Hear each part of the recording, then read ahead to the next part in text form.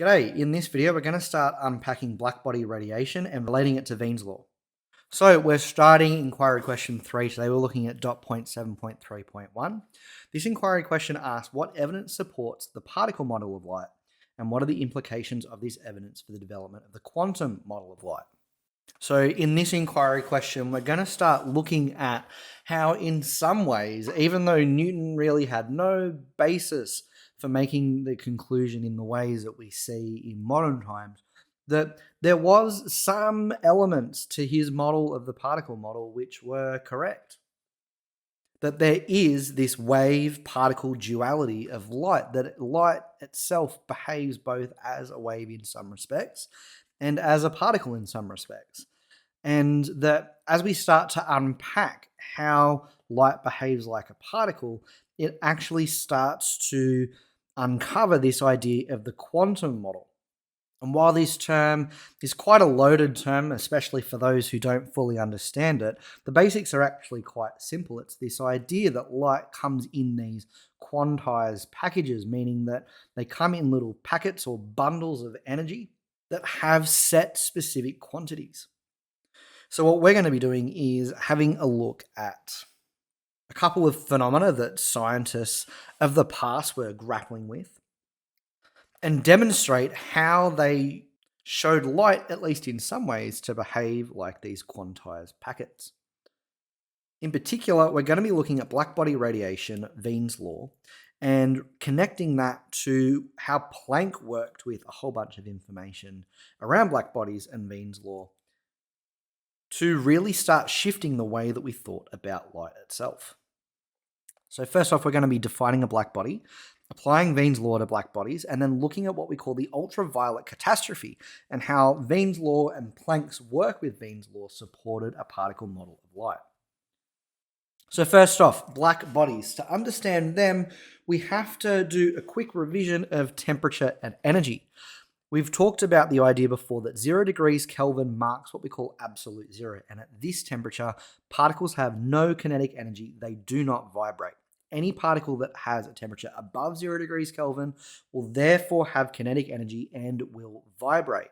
Essentially, this is going to be how it is for all particles. All particles really, or pretty much effectively all particles, will have a temperature above 0 Kelvin and therefore will vibrate and therefore have some amount of kinetic energy.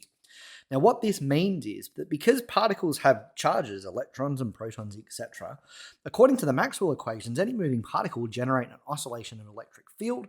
That will cause an oscillation of the magnetic field, and the oscillation of both of these will cause this electromagnetic oscillation to propagate in a direction perpendicular to both, which means that we are essentially generating electromagnetic radiation from the vibration of the particle. As a consequence, what that means is any particle with temperature, any particle that moves and vibrates, will also produce EM radiation. And depending on how much the particle is moving and vibrating will dictate what kind of radiation it lets off. And that can be sort of seen in this diagram here. Higher temperatures result in higher frequency, higher energy radiation. So we can actually detect this radiation coming off objects that have a set temperature. We don't always see that radiation in the form of visible light. So the one that's probably going to come to mind first is that when we heat up objects, particularly metals, to really high temperatures before they start to melt, they begin to glow.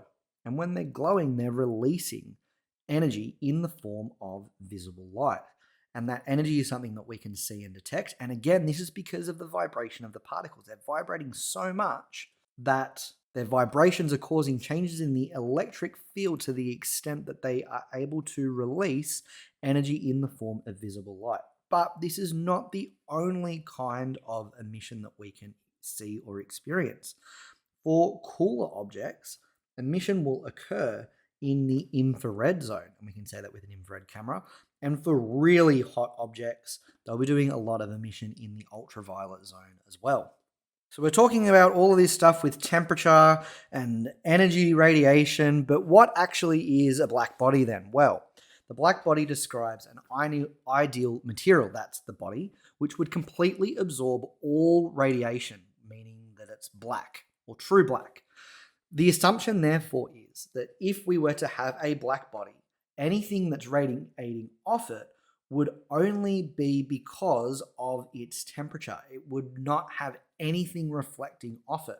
Therefore, anything that you measure from this true black body would only be dictated by its temperature. However, most objects that we would analyze are pretty close to being ideal anyway. They generally behave like a black body. And this is because most objects will absorb most light that comes to it and generally aren't that reflective. So they're approximate black bodies, and therefore we just assume that if we're looking at the radiation coming off an object, all of it is coming off the object because of its temperature rather than it reflecting off any other kind of light instead. This is particularly true for something like a star, where it's giving off and radiating so much energy that regardless of what it was or wasn't capable of reflecting, the emitted energy from its temperature is going to far outweigh anything that it could possibly reflect. Just for interest, this is a picture of about as close as we can get on Earth to what we would consider a black body, or an ideal black body in particular.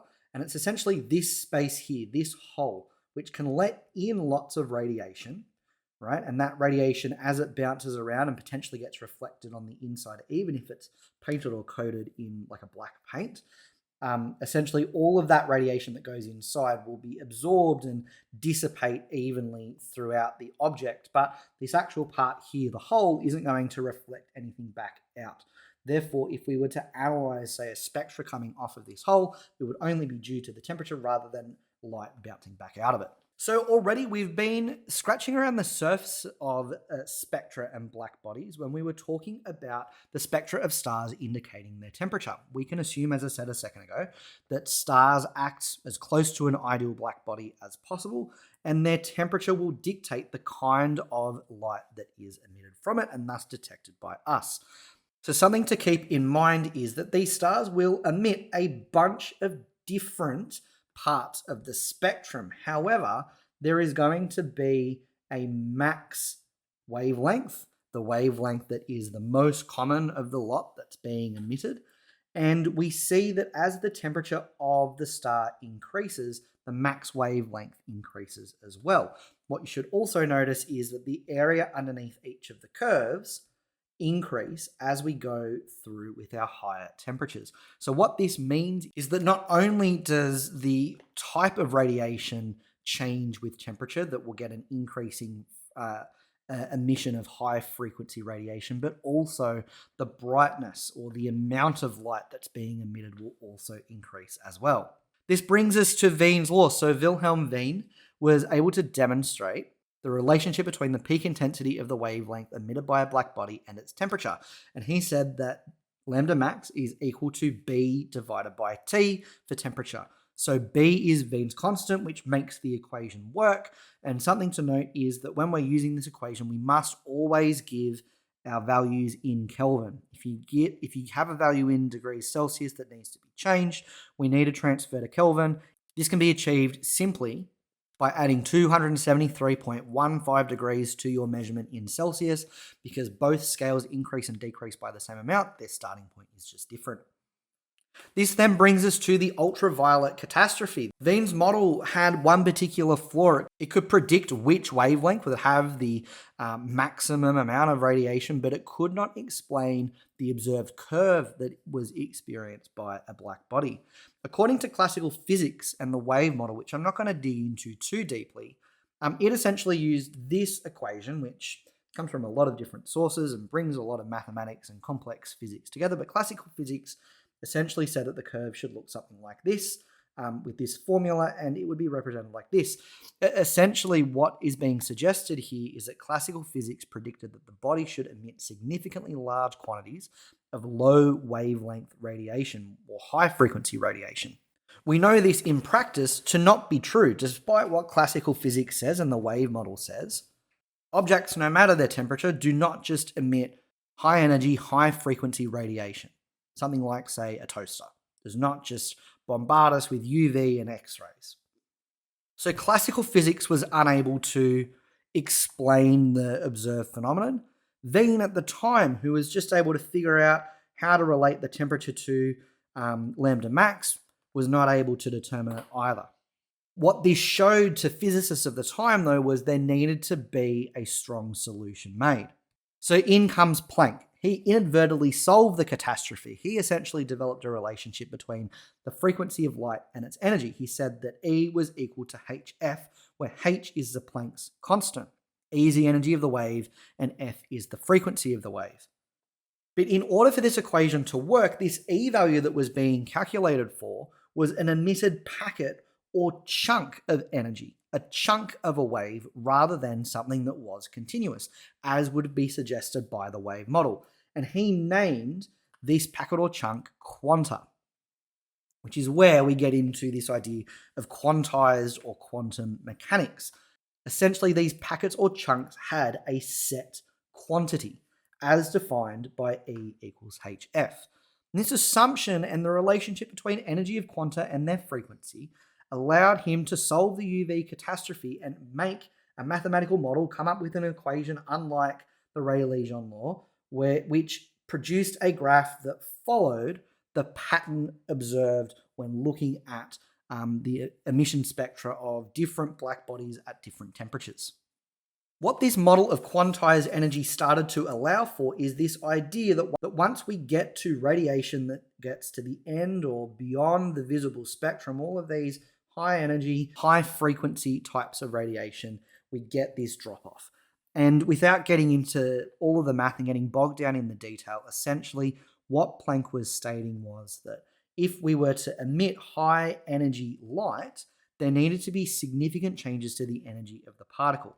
So if we briefly flick back to one of our first lessons in this module, where we were explaining how particles inside the atom can absorb and emit energy, what Planck's model suggested was that if we had a particle with a really high energy level, extremely excited, and it was about to release its energy, which means that it was going to have a high energy and lose it all at once, the only way to get high energy emission was for the drop to occur in one step.